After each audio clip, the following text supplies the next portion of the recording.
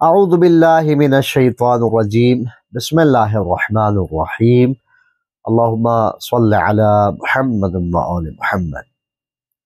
1001 داستان علی میں سے آج آپ کو 8ویں داستان سنانے جا رہے ہیں۔ آپ سے گزارش ہے کہ آپ جب یہ داستان سنیں تو اسے شیئر بھی کریں اور اپنے قیمتی آراء بھی کمنٹ سیکشن میں لازمی دیا کریں، کیونکہ علی کے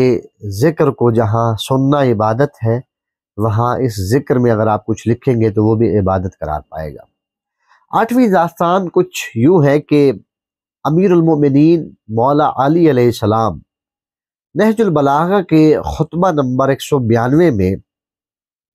ارشاد فرماتے ہیں کہ جب آغاز بعثت ہوا، یعنی رسول اللہ صلی اللہ علیہ وآلہ وسلم نے جب اعلان نبوت فرمایا، لوگوں کو ظاہر ہے کہ وہ پیغام جو پیغام الہی، پیغام وحی تھا، وہ آپ پر نازل ہونا شروع ہوا اور وہ پہنچانے کا سلسلہ۔ تو مولا فرماتے ہیں کہ ارا نور الوحی والرسالہ واشم ریح النبوت، مولا فرماتے کہ میں اس نور رسالت کو اور نور وحی کو دیکھ رہا تھا، اور نبوت کی جو خوشبو تھی اس کو میں سونگھ رہا تھا۔ اس مولا کے کلام سے یہ ظاہر ہوتا ہے کہ انسان کی جہاں ایک باطنی آنکھ ہوتی ہے، وہاں قلبی قوت شامہ بھی ہوتی ہے، جو انسان کو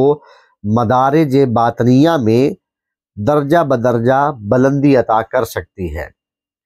اور اسی طرح پھر فرمایا کہ وَلَقَدْ سَمِعْتُ رِنَةَ الشَّيْطَانِ حِينَ نَزَلَ الْوَحْيِ، مولا فرماتے کہ میں نے شیطان کی چیخ و پکار سنی جب وحی نازل ہوتی تھی، تو شیطان چیختا تھا۔ چیخ و پکار اس قدر زیادہ ہوتی تھی کہ میں نے رسول اللہ صلی اللہ علیہ وآلہ وسلم سے عرض کیا، فَقُلْتُ يَا رسول اللہ مَا هَذَا الرِّنَا فَقَالَ هَذَا الشَّيْطَانِ قد اببس من عبادتہ، مولا فرماتے کہ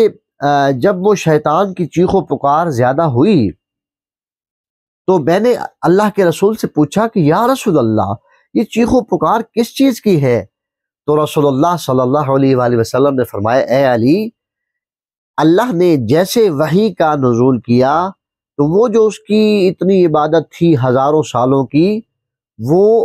اس سے مایوس ہو گیا کہ وہ عبادت رائے گاں چلی گئی۔ آپ نے فرمایا، رسول اللہ نے فرمایا کہ اے علی، انک تسمع ما اسمع وترا ما ارا الا انک لست بنبی ولکنک وزیر، فرمایا کہ اے علی، جو میں دیکھتا ہوں وہ آپ دیکھتے ہیں، جو میں سنتا ہوں وہ آپ سنتے ہیں، صرف ایک فرق ہے کہ میں نبی ہوں، اے علی آپ نبی نہیں ہیں، لیکن میرے وزیر ہیں۔ اللہ کریم ہمیں علی کے سچے عاشقان اور محبان میں سے قرار دے۔ اللہم صل علی محمد و آل محمد۔